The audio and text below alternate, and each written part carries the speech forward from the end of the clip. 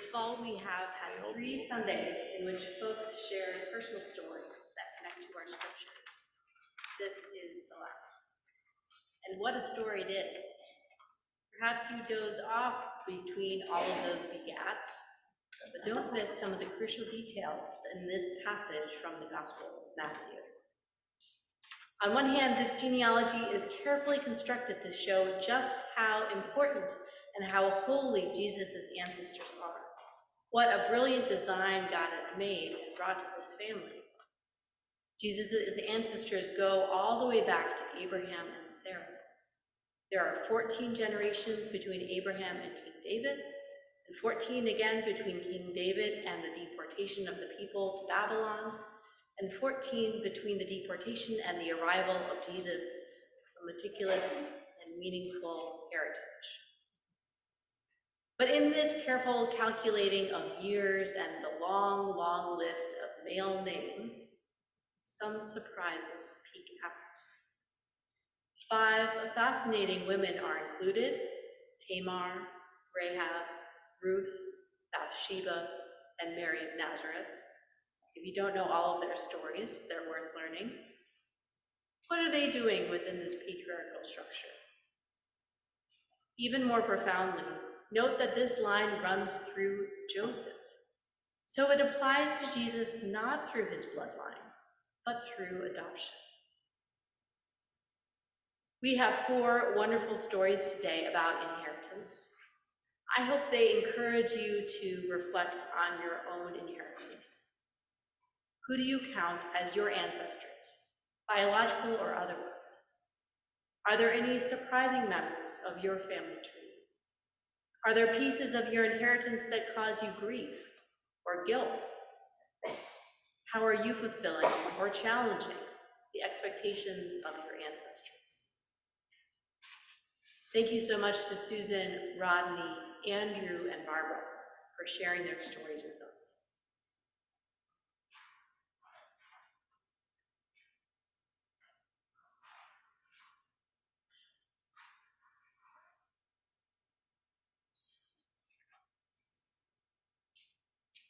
Good morning. This passage from Matthew about family made me think of a situation in my own birth family. When he was living abroad, my father was told that he had fathered a child, a son. This was in the late 1920s.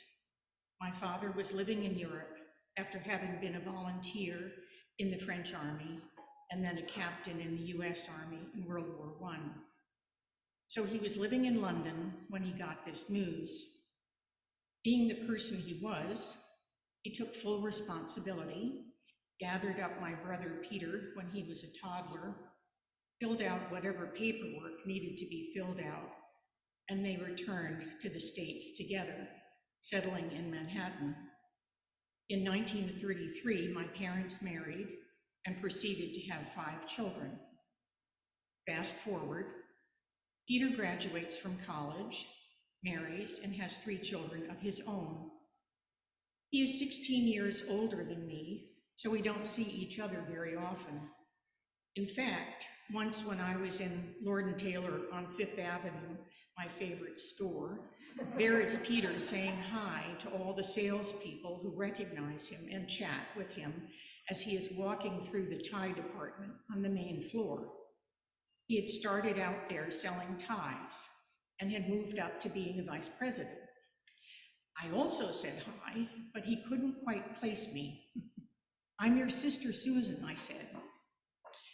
Fast forward again. Dad died in 1977 and Peter in 2001, father and son. About a year ago, one of Peter's sons decided that he would go to Ancestry.com. I think he wanted to know more about who his grandmother had been, since that has always been something of a mystery. He had his blood tested. So did my younger brother, Jim. They both posted their results, and turns out they are not related at all. So Peter was not my father's child, although both my dad and Peter died believing that they were father and son. What is family? Peter's children felt unmoored when they first got the news that we are not biologically related. But that is too small a category, in my opinion. Family is about more than sharing genes. What does the Bible say about family? A lot. One commentary that I like is that the story of the Bible is the story of adoption. Peter was adopted into my family as surely as I was born into it. And his family, his children are family, always have been, always will be. We are all my dad's children. And to the question, am I my brother's keeper? The answer is surely yes.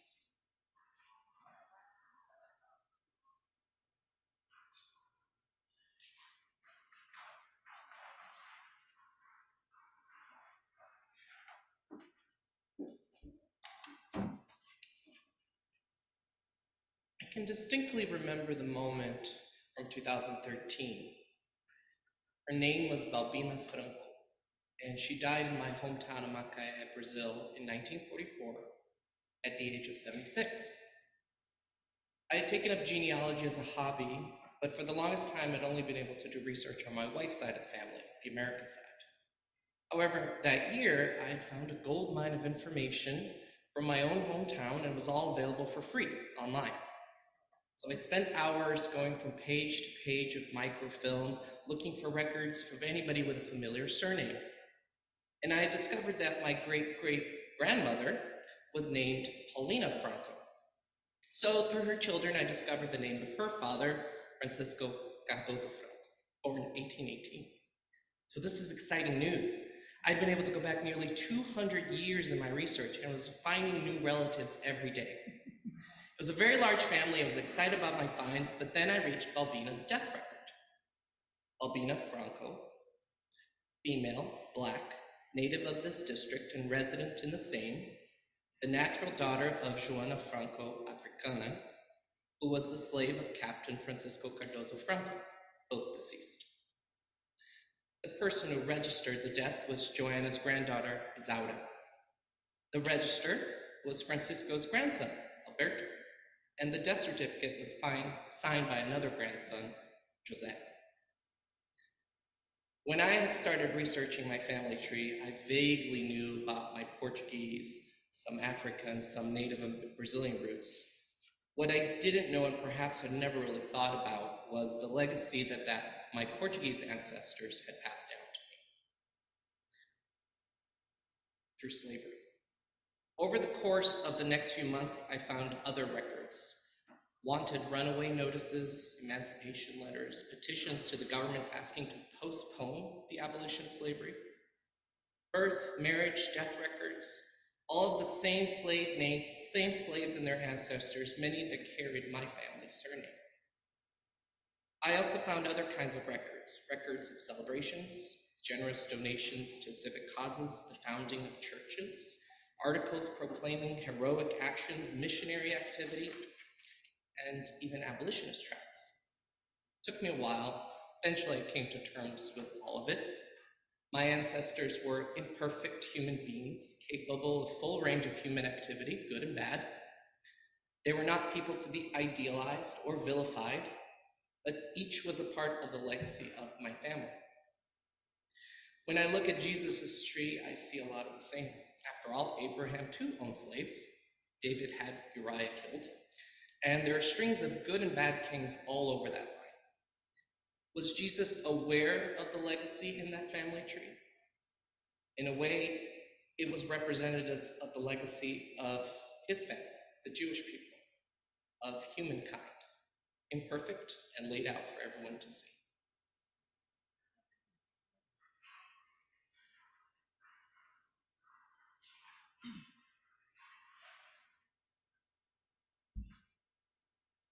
Good morning.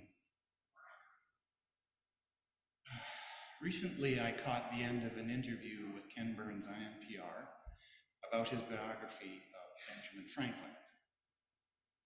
He was asked, why don't we have the quality of leader of a Franklin or Washington or Jefferson in today's America? The answer was thought-provoking. Mr. Burns said that we certainly do have those types of people in our country today. However, the information available to the general public makes it hard for someone of talent to rise to a position of influence because they inevitably have some flaws revealed. The aforementioned founding fathers all had deep flaws that under today's scrutiny would likely limit their participation in the upper echelons of government. One truth about the human condition is that we are all, by nature, flawed. How then do we hold each other accountable for our flaws, even and especially egregious flaws, while still allowing and encouraging each other to fully express, as Mr. Rogers says, our own vital uniqueness in this world? Where's the balance between accountability, forgiveness, and discretion? I attribute my sense of fairness and justice to my father, who could always provide a larger perspective that would effectively change my petty feelings towards a situation. At the age of 16, Dad rejected his UCC church after his pastor told him that persons living in Africa who had never heard of Jesus Christ would surely burn in hell. This despite his father, my Grandpa Southcott, being a senior deacon of that church. I respect my father for those convictions. And yet, my father was also a man whose bipolar condition caused him to show great cruelty towards each member of our nuclear family at one time or another. Towards the end of his life, racked with Parkinson's and unable to speak, Dad told my son, through pantomime and my sister's interpretation, that my son's aspirations towards writing were useless. This after my father himself had made a career of writing and editing the news, and later writing speeches for a prominent politician. John O'Donohue says that if we want to improve our psychological health, we need to look deeply at our own contradictions, holding each side with great tenderness and care. A good mental health counselor can be a tremendous help in this affair. In the end, I recognize that people and relationships are complex, and despite deep wounds, I love my father, and I'm grateful to have strong memories where we demonstrated our love for each other. Perhaps as Christians, we would be better off if we worked to improve our relationships, not only with our community and with God, but with ourselves. I know that to be true, at least for my father and me. I am hoping that as I undertake this work, my two sons will be less encumbered by the internal demons of past generations and better enabled to express their best and vitally unique selves. Thank you.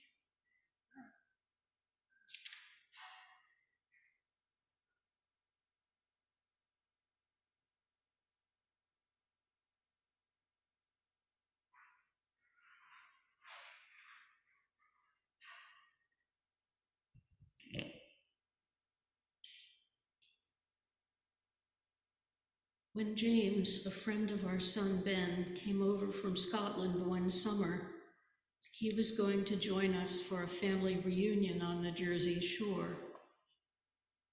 I felt I should clue him in, and I said, this is mostly a family reunion of my father's third wife's family. James blinked. Maybe you're blinking too. This might suggest that my family was a bit irregular. One blood sister, many steps, and along the way, many gifts, but many wounds, alcoholism being part of the mix. My grandparents were Polish and German immigrants. Although our genealogical tree is indisputable, it is not the only factor in who we become. I said to my Colorado stepsister recently, out of all the chaos in our really crazy blended background, you are my soul sister and such a gift in my life. Who could have planned that? So back to the Matthew passage. Jesus has quite the family tree. But I think that this impressive lineage was more important to the writers of Scripture than it was to Jesus. Now that feels like a slight tinge of heresy to say that, but I'm there, I believe it. But, Jesus did not boast about his ancestry. And remember, he was born in a smelly stable to unwed parents. But more than that, he welcomed anyone with an open heart to be one of God's children. He welcomed the excluded, the outsider, the sinner, the poor. He ate with them. He healed them. He championed them. Now that's a wide family. Really, when you think about it, we are all adopted or born by the Spirit into the family, which is quite a deeper reality.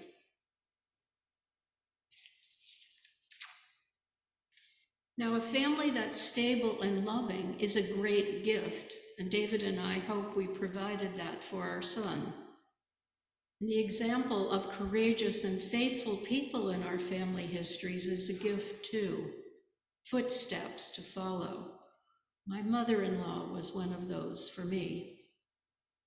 But sometimes we hold up an ideal family. Our pedigree is not the issue for Jesus. His way is not a club of privilege or PhDs or influence. The church is messy when it's really Jesus' church. People needy in so many ways, needing hope and needing grace and needing others who also struggle to realize this new way, the new kingdom, and somehow live into it. The Matthew passage points to Jesus and his birth among us. That is good news. But it also reminds me that no matter where we come from, we are invited into the most important family to sit at the table and to join the party.